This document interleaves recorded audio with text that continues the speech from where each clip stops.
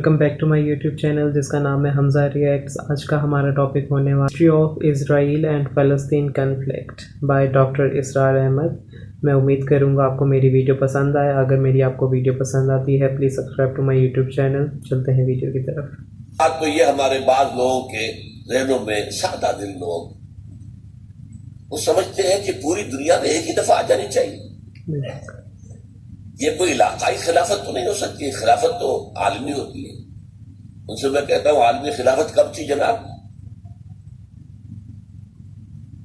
یہ تو نہ خلافت راشدہ میں عالمی تھی، کیا ہندوستان شامل تھا اس میں؟ کیا چین شامل تھا؟ کیا یورپ شامل تھا؟ اور سب سے بڑی بات یہ، اگر ایک دم پوری دنیا پر خلافت قائم ہو سکتی تو حضور کے دست مبارک سے ہوتی، لیکن نہیں ہوئی۔ نتیجہ کیا نکلا؟ ایک ملک میں حضور نے قائم کر دی، جزیرہ نما عرب، یہاں اب خلافت قائم ہو گئی، حضور خلیفہ ہے۔ اب وہ نقطہ کون سا ہوگا، نقطہ آغاز کون سا ہوگا؟ اس میں پہلی بات تو میں نے کہا جو شک کرے گا اس کا پھر ایمان مشکوک ہے۔ ہوگا، لازماً ہوگا، گلوبل ہوگا، پوری دنیا میں ہوگا۔ کہاں سے شروع ہوگا اس میں آپ اختلاف کر سکتے ہیں، لیکن مجھے تو دو حدیثیں تو ملی ہیں جن سے یہ اندازہ ہوتا ہے کہ یہ اس مشرقی خطے سے ہوگا، عرب کے مشرق کی جانب کسی ملک سے ہوگا، کسی خطے سے ہوگا۔ وہ حدیثیں بھی اب آپ پڑھ لیجیے پہلے۔ پھر میں کہہ رہا ہوں یہ خزانہ ہے جو ہم نے آپ کی خدمت میں پیش کیا ہے، کاش کہ آپ اس کی قدر کر سکیں۔ یہ حدیثیں آپ کو ازبر ہو جائیں، یاد ہو جائیں، لوح قلب پر نقش ہو جائیں۔ ہندوستان اور خراسان یعنی موجودہ افغانستان کا ذکر ابن ماجہ کی روایت ہے، عن عبداللہ ابن الحارث رضی اللہ تعالی عنہ قال رسول اللہ صلی اللہ علیہ وسلم یخرج ناس من المشرق یؤتئون للمہدی یعنی سلطانہ، یعنی سلطانہ، دونوں طرح سے پڑھ سکتے ہیں۔ حضرت عبداللہ ابن حارث فرماتے ہیں رضی اللہ تعالی عنہ کہ حضور نے ارشاد فرمایا مشرق کی طرف سے وہ فوجیں نکلیں گی، لوگ آئیں گے جو عرب میں مہدی کی حکومت قائم کریں گے۔ یہ مہدی کون ہوں گے اس کا ذکر میں ذرا بعد میں کروں گا، لیکن نوٹ کر لیجئے کہ مہدی سے پہلے لازماً کسی مشرقی علاقے کے اندر وہ نظام قائم ہو چکے گا، تب وہاں سے فوجیں آئیں گی نا۔ یہ مشرق کون سا ہے؟ عرب کے مشرق میں آپ چلیے ایران بھی آ جائے گا، افغانستان بھی ہے، پاکستان بھی ہے، اور اگر اسے اور توسیع دیں تو ہندوستان بھی ہے۔ یہ ہے عرب کا مشرق، اس سے فوجیں جائیں۔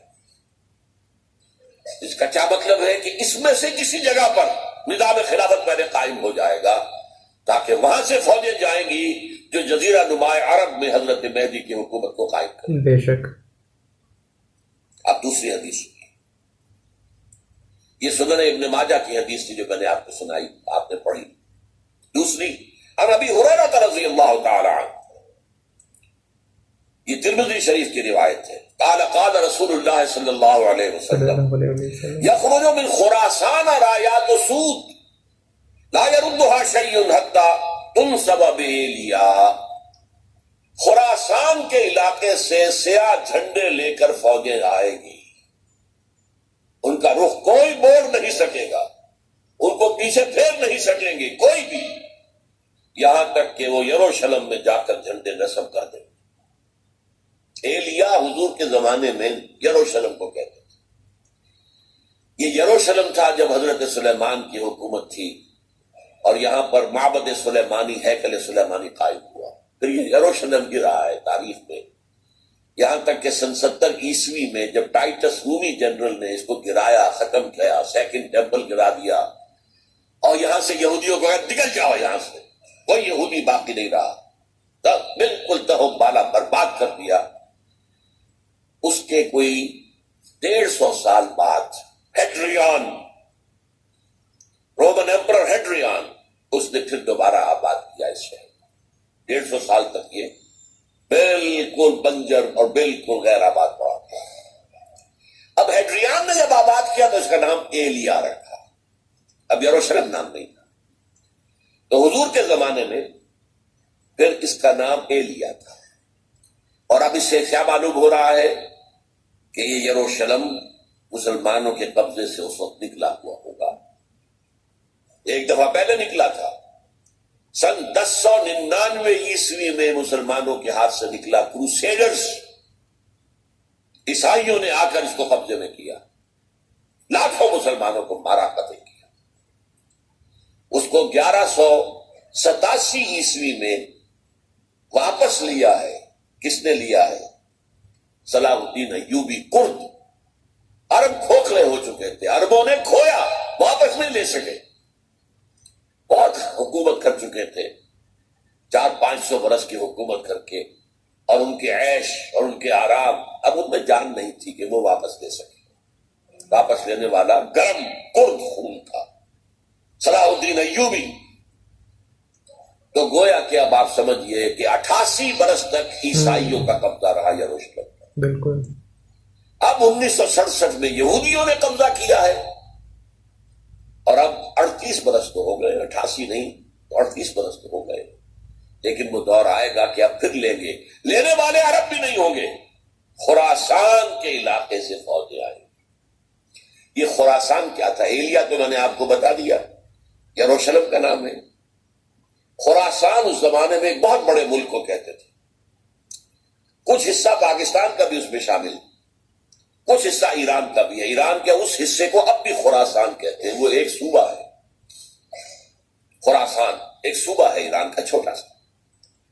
पाकिस्तान में खास तौर पर ये जो इलाका मालाकंड एजेंसी कहलाती है, इससे ऊपर जितना इलाका है, और ये जो वाखान की एक पट्टी आती है ऊपर, वाखान अफगानिस्तान की एक पट्टी सी दुम सी चली आती है, जो जाकर चाइना की सरहद से मिल जाती है। यहां से लेके यहां तक ये जो मालाकंड का वो दरा है और पहाड़ है, ये भी खुरासान का हिस्सा है। बाकी तकरीबन 2/3 ऑफ अफगानिस्तान साउदर्न हिस्सा नहीं है खुरासान का हिस्सा, ये सीस्तान कहलाता था, ये खुरासान नहीं। लेकिन ये कि ऊपर का 2/3 ऑफ अफगानिस्तान, और उसके साथ ये जो अरब, जो अभी तुर्क ममालिक आजाद हुए हैं सोवियत यूनियन के डिसोल्यूशन के साथ, ये सारा इलाका कहलाता है खुरासान बुजुर्ग, द ग्रेट खुरासान। एक मर्तबा एक यहां का जो काउंसिलेट ईरान का, वो आए थे मेरे पास, उनके एक अहम आदमी। उनसे मैंने पूछा खुरासान, तो पहले तो उनका खुरासान हमारा एक सूबा है। मैंने नहीं, मुझे खुरासान, ओ खुरासान बुजुर्ग, वो जो द ग्रेटर खुरासान की बात कर रहे हैं, वो ये था।